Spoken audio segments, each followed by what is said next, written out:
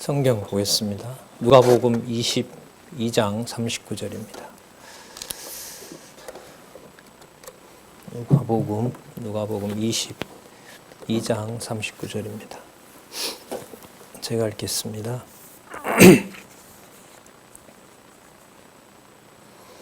예수께서 나가사 습관을 쫓아 감람산에 가심에 제자들도 쫓았더니 그곳에 이르러 저희에게 이르시되 시험에 들지 않기를 기도하라 하시고 저희를 떠나 돌 던질 만큼 가서 무릎을 꿇고 기도하여 가라사대 아버지여 만일 아버지의 뜻이여든 이 잔을 내게서 옮기옵소서. 그러나 내 원대로 마옵시고 아버지의 원대로 되기를 원하나이다 하시니 사자가 하늘로부터 예수께 나타나 힘을 돕더라. 43절까지 읽었습니다. 우리 교재는 성경 강론 14권 페이지에 나와 있습니다. 7574쪽에 누가복음 22장 39절부터 46절 감람산에서 기도하며 제자들에게 깨어 있으라고 당부하시는 내용으로 당신이 사역을 통해서 구약에 언약하신 또 창세전에 언약하신 바로 메시아이심을 확증하는 내용을 오늘도 또한 살펴보도록 그렇게 하겠습니다.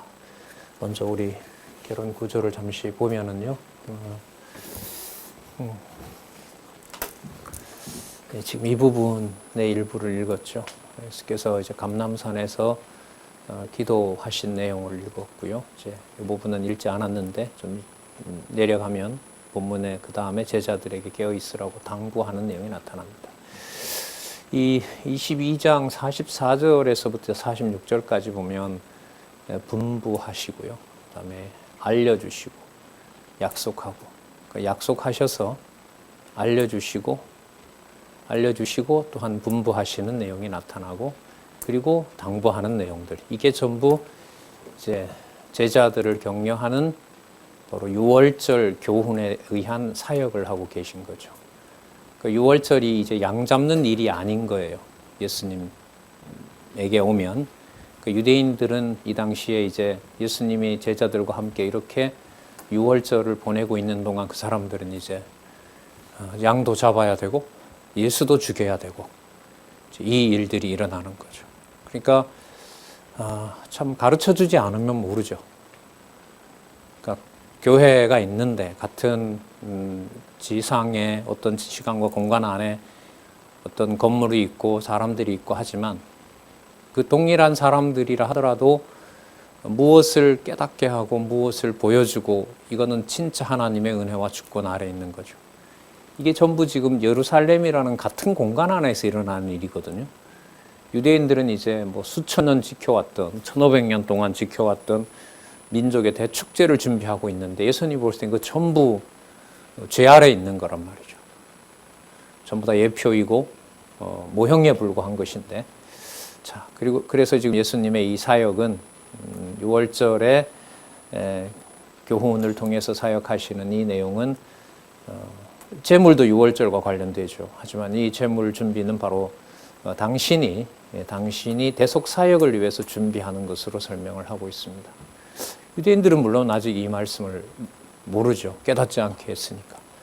당시에는 깨닫겠죠.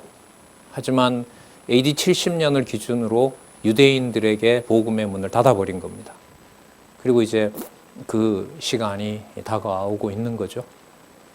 그러면 이 말씀이 구약과 함께 완벽한 진리의 말씀으로 세상의 모든 지식과 논리를 동원하더라도 성경을 따라올 수 없는 것으로 확정하려면 성경의 절대 진리가 돼야 되겠죠. 그 절대 진리란 말은 사람이 할 수도 없고 사람이 만들어낼 수도 없고 사람이 가르칠 수도 없는 그런 의미에서 절대 진리 이게 바로 성경 신학에서 여호와의 존재와 사역과 능력의 영광 계시 여호와 계시 그것으로 우리가 이제 이 말씀을 보도록 하시는 겁니다. 자, 이 대속 사역은 물론 앞에 나왔던 나라 사역, 하나님 나라 사역에 대한 완성이라고도 할 수가 있겠죠. 이 나라의 사역은 바로 땅에 속한 것이 아니라 바로 하늘에 속한 사역이라는 사실을 대속사역에서 완결하십니다. 그리고 이제 요한복음 1장에서부터 시작하는 바로 본성에 의한 성취로 가면 그분이 바로 하나님의 아버지의 이름으로 온 여호와의 이름으로 온 그분이 바로 하나님이시구나. 창조 시에 하나님께서 아담에게 약속했던 그 모든 내용이 바로 이 나사렛 예수를 통해서 이루어지는 거구나. 그분이 신이구나. 하나님이시구나. 이렇게 넘어가는 거죠. 자, 오늘 내용을 좀 보면은요. 감람산에서 기도하여 제자들에게 깨어 있으라고 당부하신 다음에 이제 최후로 제자들을 격려하셨죠. 그 격려하신 것 속에는 이제 바로 유월절과 관련된 모든 교훈들이 여기 들어있죠. 그리고 지난 시간에 살펴본 내용에 보면은 그들이 도망가더라도 다 예수님을 버리고 도망가더라도 돌이킨 후에 와서 이 교훈의 말씀을 너희들이 전파하게 된다는 약속을 여기서 해주는 거죠. 그러니까 대속사역으로 이 모든 연결고리가 만들어지는 거예요. 그렇지 않으면 이제 논리적 연결, 논리적 일관성이라는 건 없는 거예요. 그러니까 이 사건에서 이러므로 그 다음 사건이고 서로 크다고 다투는 제자들에게도 가르쳐 주시고 다투는데도 보좌를 약속해요. 뭐 때문에요? 대속사역 때문에. 이렇게 연결이 되는 겁니다. 그리고 시몬이 돌이켜 배신하지만 돌이켜 회개하고 형제들을 굳게 하지만 뭐 할 것이다? 부인하게 된다. 부인하지만 이런 일을 하는 일은 기록된 말씀대로 되는 것이고 기록된 말씀대로 된다는 것은 검을 사서 불의한 사람처럼 깡패처럼 오해를 받도록 되어 있는 겁니다. 그러니까 누가 보더라도 이것은 이제 인간적으로 봤을 땐 대속사역이라고 하는 이 큰 사건으로 이 서너 가지 내용을 네 가지 내용을 연결하기가 어려운 겁니다. 이 내용을 하나씩 확인한 이제 성경 개론과 그리고 우리가 그것을 확인해가는 과정 그리고 그 주석해놓고 또한 해석해놓은 그 강론집을 따라가는 것이 우리가 성경의 절대 계시, 성경의 절대 진리, 여호와의 계시로서 말씀을 확인하고 있는 겁니다. 그 다음에 6월절 교훈에 의한 사역을 하시고 바로 희생 과정을 보여주시면서 제물로서 붙잡히고 그래서 대속사역을 이제 23장, 24장에 가면 이제 부활과 관련된 대속사역을 완전히 완성하시는 내용이 나타납니다. 자, 한번 살펴보도록 할까요?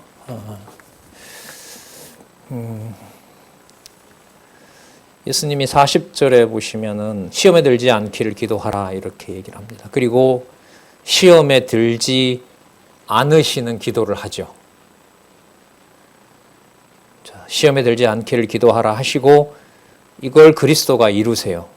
42절에 가면 아버지의 뜻이면 이 잔을 옮기소서 그러나 내 원대로 마옵시고 아버지의 원대로 되기를 원하나이다. 이게 시험에 들지 않는 거죠. 그리스도께서. 그리고 43절에 보면 사자가 하늘로부터 예수께 나타나 힘을 돕더라. 그러니까 이 사역이 이렇게 하시는 사역이 누구의 사역이냐 하면 아버지의 사역이 되는 겁니다. 그러니까 하늘에 속한 사역이 되는 겁니다. 그러니까 인간적으로 시험에 들지 않는 어떤 힘이 있다라는 사실을 여기서 보여주는 게 아니에요. 그러니까 그리스도의 대속 사역에서 당신이 가지신 능력은 인간의 능력이 아니라 바로 하늘에 속한 능력이다라는 사실을 여기서 보여주고 있는 겁니다.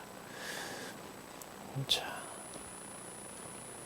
그래서 좀 편안해지시고 뭐 십자가 죽음을 기다리셨더라 이렇게 나와도 되는데 44절에 보면 자 예수께 나타나 힘을 돕더라 라고 나오잖아요.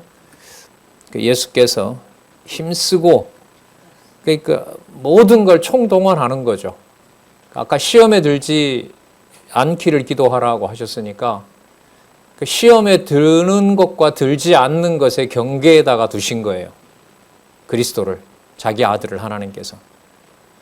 그리고 그리스도가 만약에 여기서 시험을 견뎌내시지 못한다면 대속사역은 효력이 없는 거예요. 그러니까 요 민감한 이런 사안을 우리에게 선택의 여지를 주고 우리도 예수님처럼 이걸 잘 선택해야 됩니다라고 하게 되면 인본주의로 가는 겁니다. 그래도 예수님 이렇게 애쓰시는 거 보면 우리가 뭔가를 할 수 있고 우리가 뭔가를 해야 되는 것처럼 보이는 거 아니냐, 또 그렇게 해야 되는 거 아니냐, 그렇게 했을 때 반박하기가 쉽지가 않습니다. 그러니까 사이에 하나님 중심과 하나님의 주권과 인간의 자유의지와 능력이 갈라지는 거고, 그걸 하늘에 있는 사자가 도운 것처럼 내주하신 성령께서 그것을 잡아주셔야 됩니다. 아니면은 아무리 말로는 아버지 뜻이고 아버지 뜻이 이루어진다 하더라도 그것을 사람이 의지대로 실천할 수 있는 건 아닙니다. 그러면 이 사역의 일부는 99%가 그리스도 거라고 하더라도 1%는 누가 해야 된다는 겁니까? 사람이 한다는 주장으로 가게 되면 이 성경 신학은 여호와 계시라는 게 아니죠. 그런 면에서 참으로 민감한 부분들입니다. 상황이 급박할수록 사람은 자기 어떤 보존 본능에 의해서 자기 중심적으로 생각할 수밖에 없죠. 근데 예수님이 약속하기도 하셨죠. 관원들에게 잡혀가면 무슨 말 할지를 미리 두려워하거나 미리 준비하고 있지 말아라. 그 말 속에는요, 그리스도를 일시적으로 부인해서 베드로처럼 버릴 수도 있다는 거예요. 그 현장에서 어떻게 하나님이 하실런지는 하나님이 가지고 계신 거죠. 우리나라도 북한 괴뢰군이 내려왔을 때 기독교인이 아니다라고 해서 살아난 사람이 있는가 하면, 목회자들도 있는가 하면, 나는 예수를 구주로 믿는다, 나는 하나님을 믿는다라고 함으로써 승된 분도 있기 때문에 그렇습니다. 자, 예수께서 힘쓰고 애써 더욱 간절히 기도하니 나오죠. 애써 더욱 간절히 기도하다, 이 각각 다 이제 낱말들이 있는데요. 애써라는 말은 사역과 관련된 거예요. 당신이 사역을 하는데 어떻게 사역을 하냐 하면, 일을 하시냐 하면 더욱 간절히 기도하는 거예요. 이 간절이라는 것 속에 누구 뜻과 누구 뜻이 갈라지는 겁니까? 아버지의 뜻과 사람의 뜻이 갈라지는 겁니다.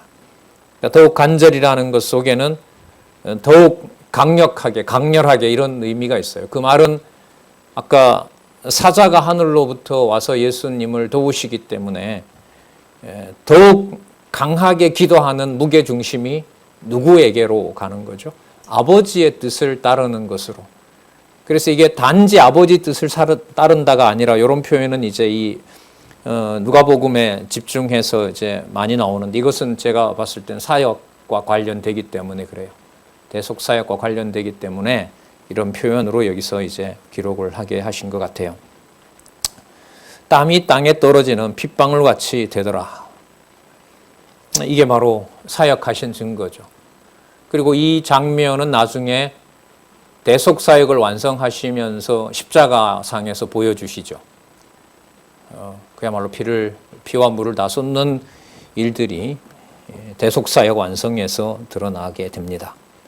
자, 기도 후에 일어나 제자들에게 가서 슬픔을 인하여 잠든 것을 보시고, 슬픔을 인하여 잠든 것을 보시는 것은, 제자들이 슬픔을 인하여 잠든 장면은 예수님도 슬픔 속에서 잠든 것이 아니라 천사가 도우심으로 누구의 뜻을 확정하게 되죠?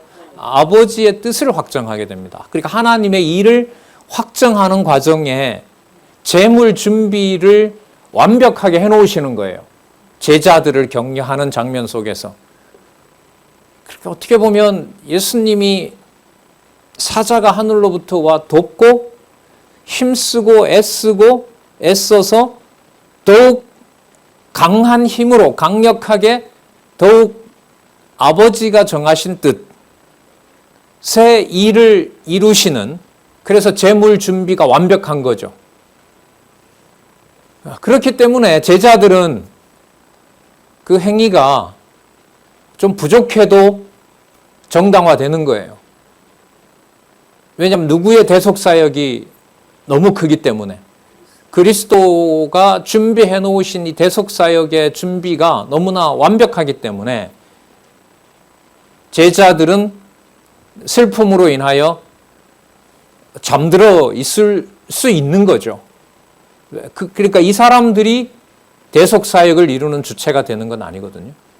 그리고 앞부분에 이미 얘기했었죠. 31절에서부터 34절까지. 그리고 24절에서부터 30절에 나중에 너희들이 돌아와서 12지파를 다스리는 하나님 나라의 통치자가 될 것이다 라고 이미 약속을 해주셨어요. 그리고 그 약속 내용을 예수님이 어떻게 이루시냐 하면 너희들이 나와 함께 기도할 수 없는 상황에서 자는 그들을 향해서 듣든지 말든지 예수님은 시험에 들지 않도록 기도하라라고 얘기를 하시는 거죠. 그럼 이게 누가 들으라고 하는 소리, 누가 이걸 이루라는 말이 아니에요? 제자들이 그걸 이루라고 하는 그 말이 아니에요, 이게. 그러니까 누가 하시는 사역에 초점이 맞춰져 있어요. 예수님이 하시는 일 그 자체가 위대한 사역이라는 것, 신적 사역이란 하나님의 사역이라고 하는 사실을 여기서 보여주고 있습니다. 그래야 이 사건이 연결이 됩니다. 슬픔을 인하여 잠든 것을 보시고 이르시되 어찌하여 자느냐 또 한번 얘기하시죠. 시험에 들지 않게 일어나 기도하라. 당신이 하신 것처럼. 그런데 제자들이 그렇게 못하시는 것을 아세요. 그런데 못하는 제자들도 항상 나와 함께 이들이 같이 있었다. 너희들이 같이 있었다는 말씀 지난번에 확인했죠. 매우 중요한 말씀이죠. 그런 말씀들이 안 나온 상태에서 이게 나오면 마태복음이나 마가복음하고 차이가 없어요. 그래서 누가복음은 이미 그 22장에서 시작하는 24장까지의 주제인 무슨 사역? 대속사역의 모든 사건이 바탕을 이루고 있습니다. 그래서 저 제목을 여러분들이 유념하시고 본문의 연결고리가 과연 저게 맞는지를 꼭 확인하시기를 바랍니다. 자, 시험에 들지 않게 기도하라 하시니라. 앞부분에 시험에 들지 않기를 기도하라는 40절 말씀하고요. 46절에 시험에 들지 않게 일어나 기도하라라고 하는 것이 똑같은 말이잖아요. 근데 그 사이에 시험에 들지 않는 일을 누가 하신 일을 확증해 놓았어요. 당신이 해놓은 일을 확정해 놓으신 거예요. 따라서 이 일은 제자들에게 그렇게 말씀하시는 것은 당신이 무슨 사역의 완성자다라는 걸 보여주는 것이다. 대속사역의 완성자가 된다는 사실을 보여주는 겁니다. 이렇게 본문을 확인하고 저 제목을 맞아 이건 대속사역이야 라고 확인하는 과정은 시간이 좀 필요합니다. 7574 밑에서부터 네 번째 줄에 보시면 예수께서 힘쓰고 애써도 간절히 기도하시니 땀이 땅에 떨어지는 핏방울 같이 되었다. 십자가 고난의 잔에 대한 고통스러움을 느끼며 기도하는 예수님의 처절한 모습을 표현한 것이다. 자, 여기까지 주석을 해놨어요. 자, 그러므로 대속사역이다라는 걸로 이 구절에서 바로 못 갑니다. 맞죠? 예수님의 처절한 모습을 표현했다. 처절함으로 그가 대속사역을 하시는 분이다. 그 사이에 설명이 필요한 거예요. 그럼 설명을 외부에서 가져와야 되겠어요? 성경을 다시 확인해야겠어요? 다시 내야 되는 거예요. 그 다시 하도록 이미 저자는 요만큼만 해놔도 아무런 책임이 없어요. 인간적으로 말하면. 저자 입장에서는. 왜냐하면 대속사역이라는 주제를 이미 큰 틀에서 제시를 해놓았기 때문에. 이게 이제 남아있는 앞으로 공부의 과제고 더 캐면서 그 본문의 내용들을 더 캐어가면서 우리가 확인해 갈 수 있는 부분이라고 생각을 합니다. 자.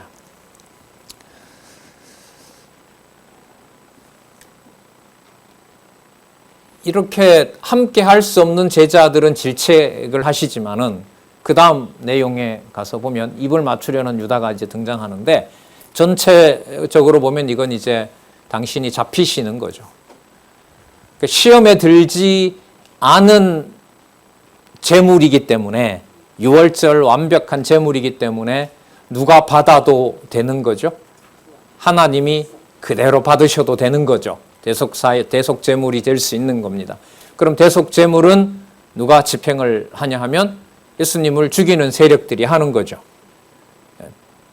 그들은 어떤 면에서 보면 예수님을 죽이는 일을 하는 이들은 어떻게 보면 악한 제사장들이라고 할 수가 있겠죠. 악한 제사직을 감당하는 자들.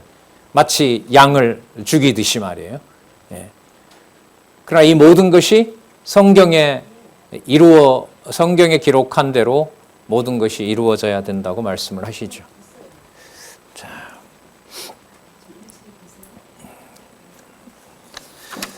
자, 그래서 22장 47절에서부터 23장 25절까지 희생의 제물로 붙잡히시는 내용이 나옵니다. 먼저 47절에서부터 53절에는 입을 맞추려는 유다와 함께 잡으려고 온 무리들을 질책합니다. 그리고 베드로는 약속대로 통곡합니다. 그러니까 통곡하는 이 내용도 통곡할 만한 거죠. 왜 할 만하냐? 예수께서 무슨 사역을 다 완성하셨기 때문에, 대속 사역을 감당하셨기 때문에 베드로의 통곡은 앞에 약속했던 너가 돌이키고 12지파를 함께 통치하는 하나님 나라의 상속권도 너가 가진다라는 확증인 거죠. 그러니까 여기에서 베드로가 무슨 사역을 도왔다라는 말은 할 수가 있어요? 없어요? 없어요. 교회가 그런 거잖아요. 그리스도의 몸된 교회로 지체로 하나님의 자녀로 살아갈 수 있게 하고 은사도 주시고 그 일을 이루어서 행복하게도 하고 말씀으로 하나님 살아계신 것을 확증하게 하고 때로는 좀 절망이기도 하지만 또 새로운 확신을 주시고 그 모든 것들이 그리스도의 대속 사역을 바탕으로 한다는 거죠. 자, 희생 과정에 의한 사역, 먼저 희생의 제물로 붙잡히시는 내용 한번 볼게요. 구약 근거는 레위기의 제물 종류 나오죠. 제물의 종류가 나오는데 레위기 1장에서부터 6장 7절의 근거를 두고 있습니다. 자, 먼저 47절에서부터 53절. 입을 맞추려는 유다와 함께 잡으려고 온 무리를 질책합니다. 그리고 어둠의 권세가 일할 때라고 얘기를 합니다. 그러니까 어둠의 권세가 사역을 하는 일을 대속 사역을 하시는 그리스도가 뭐 하시는 거죠? 주관하고 계신 거죠. 이걸 이제 절대 주권이라고 하죠. 악인도 악한 날에 적당하게 쓰려고 하시는 겁니다. 말씀하실 때에 한 무리가 오는데, 자, 말씀하실 때 어떤 말씀을 하실 때 시험에 들지 않게 기도하라. 그 앞에 무슨 사건이 있죠? 시험에 결코 들지 않는 완벽한 유월절 제물 되시는 그리스도의 사역, 기도를 통하여 하나님께서 보내신 사자로 천사를 통하여 하나님이 완벽하게 아들의 사역을 완성시킨 그 사건. 자, 그리고 그 사건에 시험에 들지 않으셨고 바로 제자들에게 시험에 들지 않기를 기도하라라고 하는 약속의 말씀을 하신 후에 이 말입니다. 약속의 말씀이 되는 이유는 바로 이게 대속 사역의 바탕을 두고 있기 때문에 그렇다는 겁니다. 자, 이렇게 말씀하실 때에 한 무리가 오는데 12 중에 하나인 유다라 하는 자가 그들 앞에 서서 와서 예수께 입을 맞추고 가까이 하는지라. 예수께서 이르시되 유다야 네가 입맞춤으로 인자를 파느냐. 자, 좌우가 그 될 일을 보고 여짜오되 주여 우리가 검으로 치리이까? 이게 이제 언약대로 이루셔야 되는 거죠. 불법자의 동료처럼 피김을 당해야 된다는 구약의 언약이 있기 때문에 그 책 한번 해보세요. 그 될 일을 보고 그 될 일은요, 저렇게 배신한 가룟 유다가 군병들을 데리고 왔으니까 예수님이 잡힌다라는 게 누가 봐도 분명하겠죠. 그러니까 그 일을 보고 제자들은 준비했던 칼을 예수님이 그랬잖아요. 준비하라. 아, 예수님이 이때를 위해서 칼을 준비하라고 그랬가 보다. 그렇게 받아들일 것 같아요. 충분히. 그런데 그게 아니라 그건 그리스도께서 구약의 언약을 이루신다라고 얘기를 하셨죠. 그럼 이걸 대속사역과 연관을 시키면 아버지 앞에서는 완벽하게 당신이 아버지 뜻을 따르는 대속 제물이 되시는 사역을 하시는 거예요. 하지만 사람들이 봤을 때는 그 대속 사역을 따르지 않는 것처럼 보여요. 왜요? 검을 준비하라 그랬고 그의 제자들이 예수를 죽이려고 하자 뭐 한 거? 저항한 것으로 보이기 때문에. 그러니까 사람들이 봤을 때는 예수는 죽기 싫어서 저항했다라는 말이 사실일까요? 아니면 거짓일까요? 사실인 거죠. 예수님이 검도 준비하라 그랬고 또 실제로 뭐도 했어요?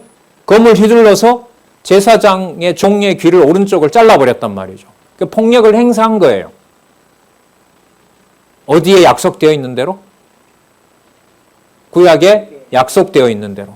하지만 예수님의 기도로 보면 그 기도는 하나님께서 사자를 보내서 누가 원하시는 완벽한 사역을 하고 계시는 거예요? 하나님이, 아버지가 원하는 완벽한 사역을 지금 예수께서 하고 있는 거예요. 하지만 사람이 봤을 때는 예수님은 순순히 따라온 것이 아니라 아버지의 뜻을 순순히 따른 것이 아니라 칼을 준비해서 뭐 하도록? 저항하도록 한 것처럼 돼야 돼요. 왜? 그런 모양으로 대속사역이 설명되도록 구약에 뭐 되어 있기 때문에? 약속되어 있기 때문에. 그걸 지금 이루시는 거예요. 이런 과정이 이게 상세하게 이렇게 짚어지지 않으면은 이게 지금 진짜 사건이 논리적이거든요. 이게 어느 틈을 뺄 수가 없어요. 왜 이 부분에 이런 말씀이 들어갔는지가 성경의 통일성하고 직접 관련이 되잖아요. 그래서 그 중에 한 사람이 베드로라고 하죠. 대제사장의 종을 쳐 그 오른편 귀를 떨어뜨린지라. 자, 그래서 예수님이 만약에 여기서 더 한 거 하시고 이 장면을 벗어나려면 야, 너희들은 뭘 하느냐? 다른 10명의 제자들도, 가룟 유다는 배신했으니까 10명의 제자들도 빨리 가지고 있던 뭔가를 가지고 나를 보호해라. 이렇게 하셔야 되잖아요. 그렇게 되면 누구의 뜻을 이루는 것이 아니죠. 아버지 뜻 이루는 게 아니죠. 그럼 아까 그 일은 왜 했어요? 대속사역 가운데 그리스도가 한 것처럼 보이도록 약속이 되어 있는 거예요. 그래서 사람이 봤을 때는 예수님은 아버지의 뜻을 순순히 따르는 대속사역을 하지 않은 것처럼 성경은 기록하게 되는 거예요. 그러나 그걸 따라가면, 본문을 상세하게 보면 그렇게 된 일이 대속사역을 이루게 하시는 하나님께서 정해놓은 방법인 거예요. 그렇기 때문에 51절에 예수께서 일러 가라사대 이것까지 참으라 하시고, 준비하라고 할 때는 언제고 또 참는 건 언제예요? 또 이게 무슨 말씀이에요? 그러니까 이 상황을 모면하자고 하면은 참으라라고 하지 않는 것이 아니라 뭐예요? 빨리 합세해서 나를 구해라고 해야죠. 빨리 도망을 가자라고 하든가. 자, 그럼 여기서 이것까지 참으라고 하는 것은 불법한 사람들처럼, 마치 동일한 군인들처럼 그 행위가 일어나야만 구약의 약속이 이루어지니까 베드로가 여기 베드로라고 얘기하잖아요. 오른편 귀를 떨어뜨리고 마치 칼을 휘두르는 자들처럼 일이 딱 상황이 분명히 이루어졌을 때, 자, 구약의 약속이 이루어졌으므로 그리스도께서는 더 이상 가는 길을 막으신 거죠. 됐다. 그거면 충분하다. 구약의 언약한 사건이 이루어졌고 나는 내 갈 길을 가야 되는 거기 때문에 아까 아버지께 기도한 대로. 그럼 이게 전부 뭐하고 관계돼요? 대속사역하고 관계가 돼요, 안 돼요? 되죠. 누구 방법, 전적으로 누구의 주권과 누구의 방법으로 이루신다? 아버지의 방법으로 이루시는 바로 대속사역이 되는 겁니다. 마가복음요, 이런 설명 안 나옵니다. 마태복음요, 안 나와요. 누가복음의 사역이기 때문에 이 내용이 나옵니다.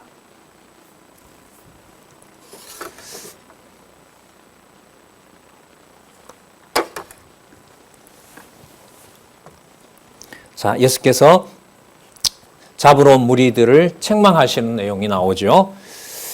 예수께서 그 잡으러 온 대제사장들과 성전의 군관들과 장로들에게 이르시되 너희가 강도를 잡는 것 같이 검과 몽치를 가지고 나왔느냐? 내가 날마다 너희와 함께 성전에 있을 때에 내게 손을 대지 아니하였도다. 이 말은 그때는 때가 아니었기 때문에 너희들이 내게 손을 대지 못하도록 내가 한 것이다. 지금 이 일은 너희들이 왔다고 생각하지만 너희들이 온 것이 아니라 누가 하는 일이다? 내가 하는 일이다 이거예요. 내가 하는 일이다. 하지만 뒤에 나옵니다. 하지만 그 악에 대해서 하나님은 심판하신다는 거죠. 심판하신다. 내가 손을 대지 아니하였도다. 그러나 이제는 너희 때요.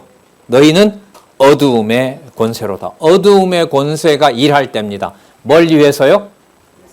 희생의 과정을 통해서 대속사역을 완성하기 위해서. 그러면 악인도 악한 날에 적당하게 쓰신다는 말이 정확하게 여기에 들어가는 거죠. 그럼 이 악을 누가 주관하시는 거죠?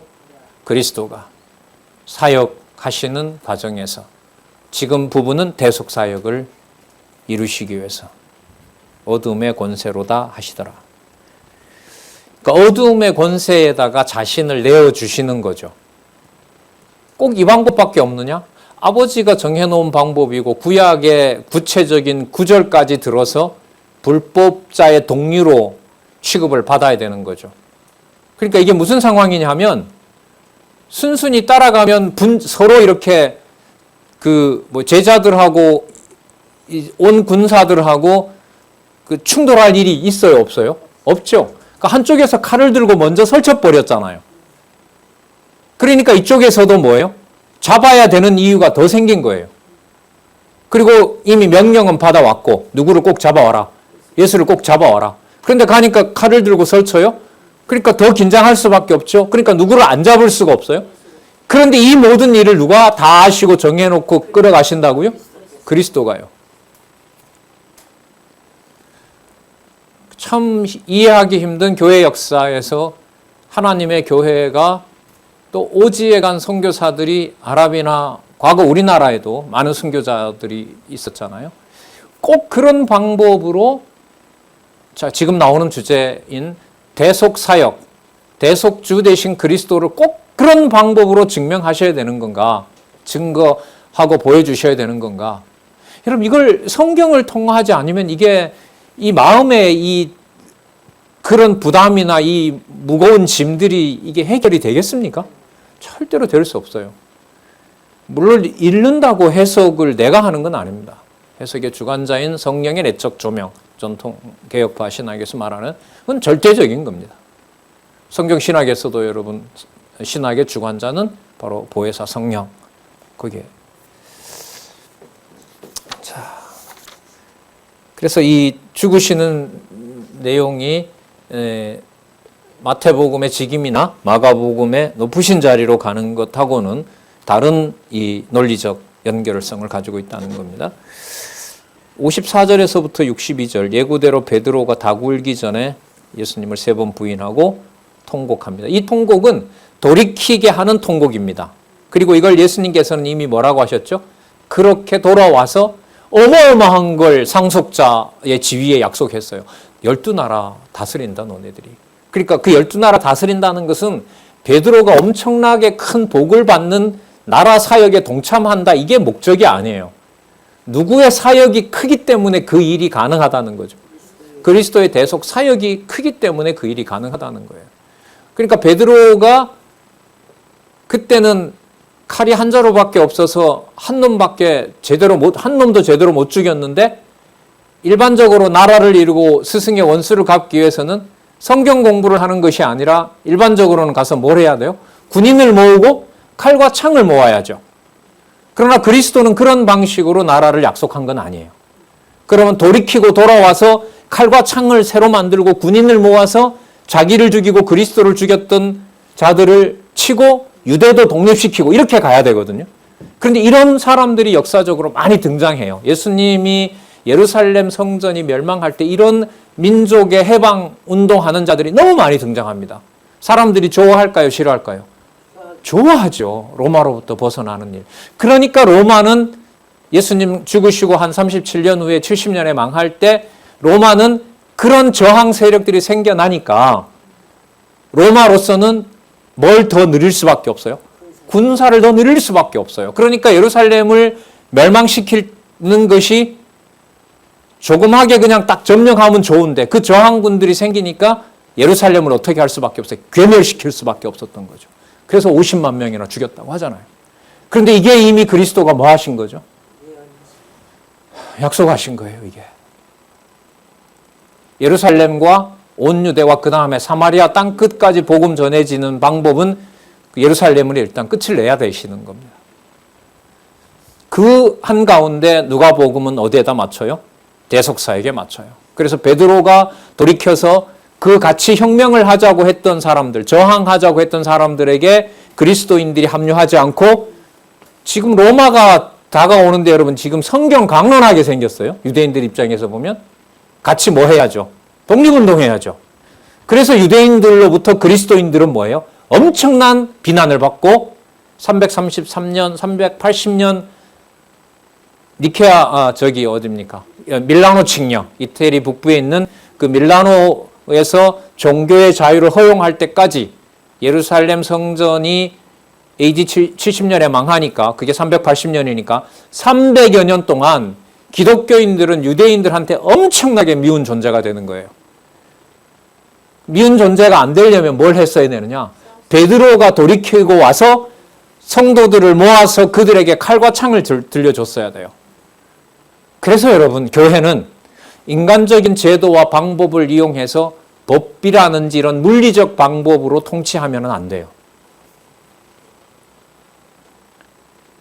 그래서 여러분 우리 교회 체제개혁 사건은요. 어떤 법 아래 사람을 지배하고 가라 말라 나가라 들어오라 이렇게 사람을 세상 방식대로 처리하는 것에 대한 전면적인 개혁인 거예요. 당회나 노회의 법에 따라서 성도를 관리하는 것 진짜 악법이죠.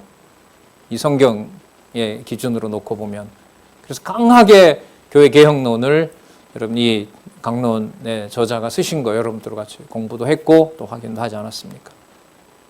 자, 이 사건이 바로 베드로에게 앞에 약속해줬던 사건으로 돌아가게 함으로 이 사건은 단지 베드로가 회개한 사건이 아니라 무슨 사건을 더 확증해 준 것이다? 대속사역을 확증해 준 것이다. 땅에 있는 정도가 아니라 12지파 요한계시록에 나오거든요. 요한계시록에 약속된 통치자의 일을 베드로도 함께하고 제자들도 함께 한다는 약속이에요. 베드로는 그렇게 하다 그렇게 순교했습니다. 그가 12지파를 모아놓고 막 큰 성을 짓거나 이렇게 한 적 없어요.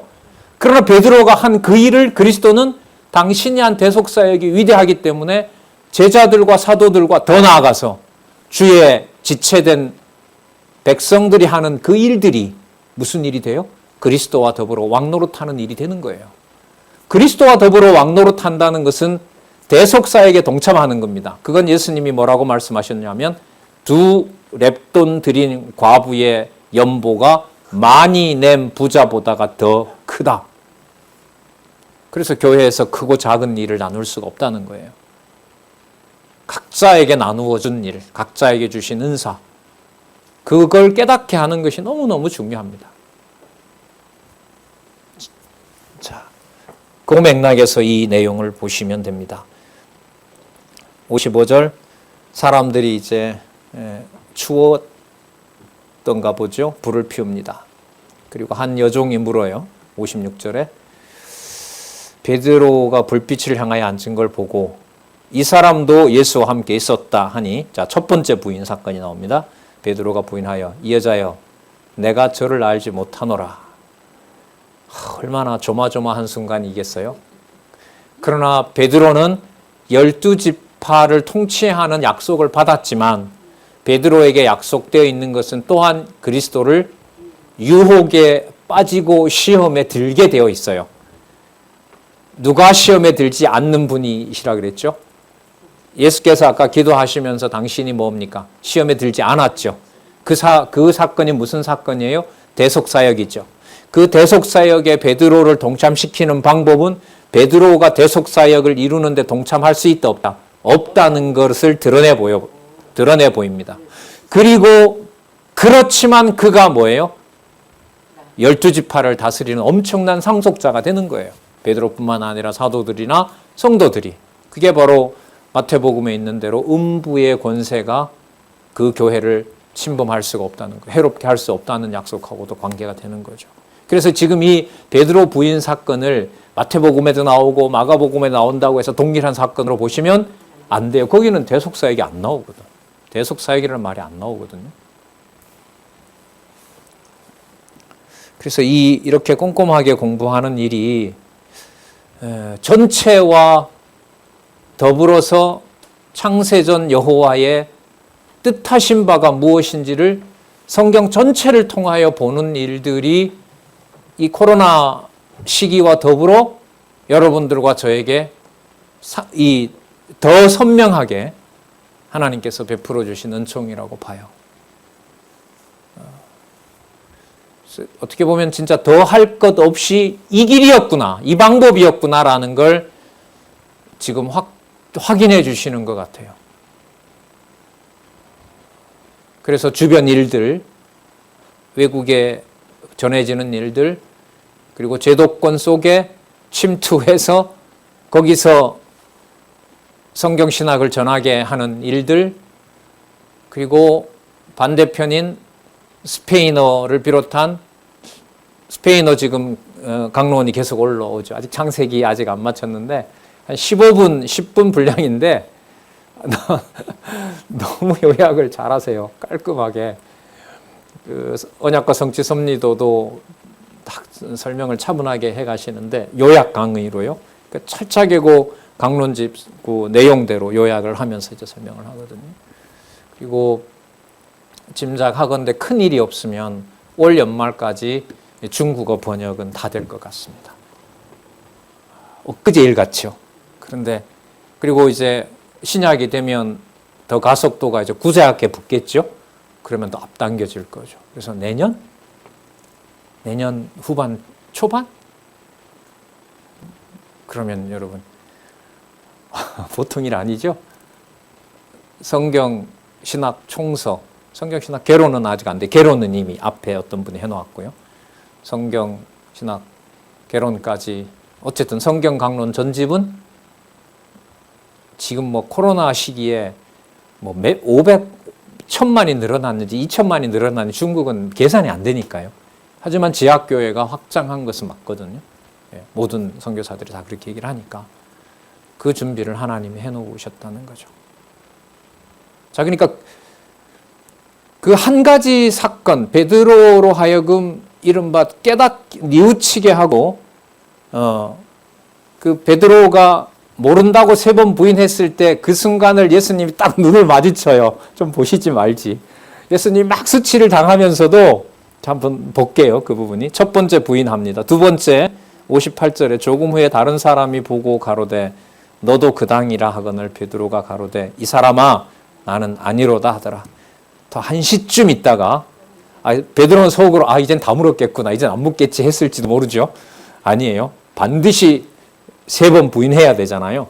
한 시쯤 있다가 또 한 사람이 장담하여 가로되 이는 갈릴리 사람이리 참으로 예수와 함께 있었다. 베드로가 가로되 이 사람아 나는 너 하는 말을 알지 못하느니라 하고 방금 말할 때에 닭이 곧 울더라. 진짜 이렇게 맞춰버리시는 거죠. 여러분 이게 작정이죠.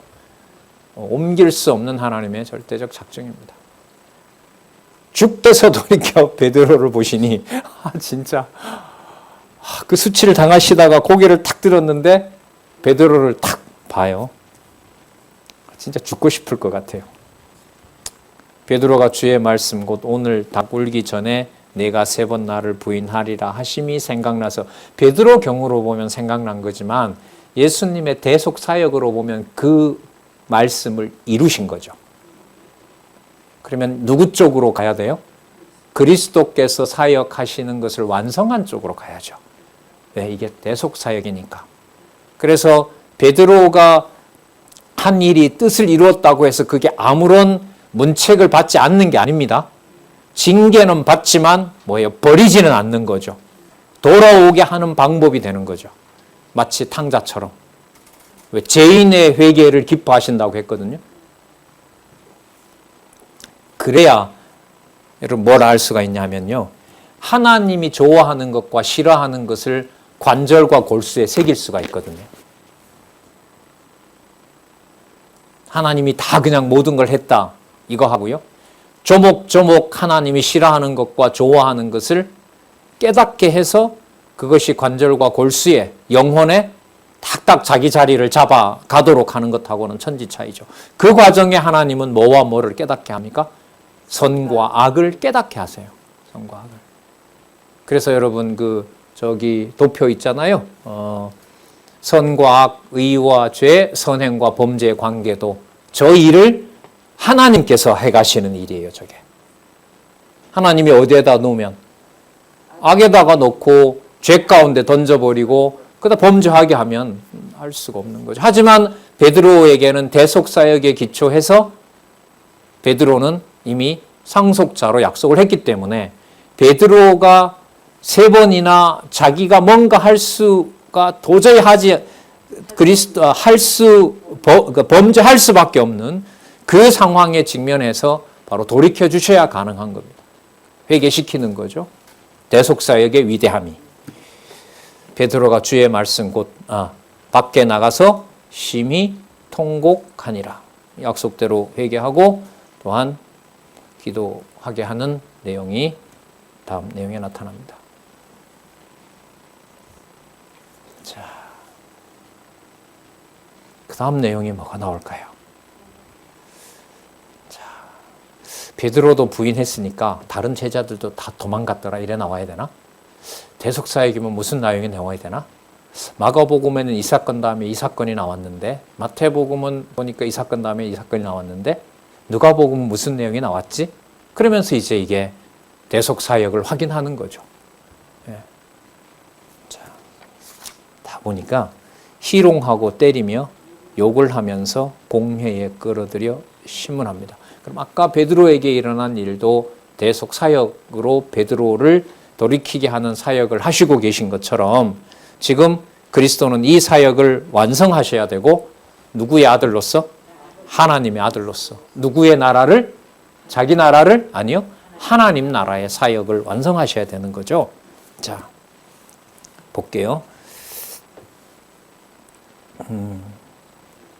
지키는 사람들이 예수를 희롱하고 때리며 그의 눈을 가리우고 물어 가로되 선지자 노릇을 하라. 너를 친 자가 누구냐? 여기서 이제 선지자는 하나님이 보내신 거라면 너가 맞춰봐라. 왜? 선지자들이 과거에 기적도 일으키고 했잖아요. 그러니까 희롱하는 거죠. 자, 눈을 가리고 때려놓고 누가 때렸는지 맞춰봐. 예수님한테 그런 수모를 당하게 하는 거죠. 너를 친 자가 누구냐고 이외에도 많은 말로 욕하더라. 날이 새매 잘 보세요. 백성의 장로들과 대제사장들과 서기관들이 모이어 예수를 그 공회로 끌어들여 가로되 내가 그리스도여든 우리에게 말하라 대답하시되 내가 말할지라도 너희가 믿지 아니할 것이요 내가 물어도 너희가 대답지 아니할 것이니라. 그러나 이제 후로는 인자가 하나님의 권능의 우편에 앉아 있으리라 하시니 다 가로되 그러면 내가 하나님의 아들이냐 대답하시되 너희 말과 같이 내가 그니라. 저희가 가로되 어찌 더 증거를 요구하리요 우리가 친히 그 입에서 들었노라 하더라. 잠시 쉬고요.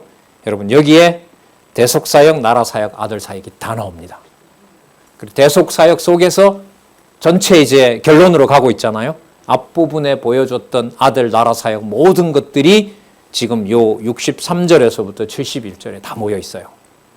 이 사건을 마무리하시고 바로 완벽한 제물이 되시고 이제 나중에 부활 사건에서 대속사역을 완성하시는 걸로 이렇게 연결이 됩니다. 자, 우리 잠시 쉬셨다가 67절부터 다시 정리를 해보도록 하겠습니다.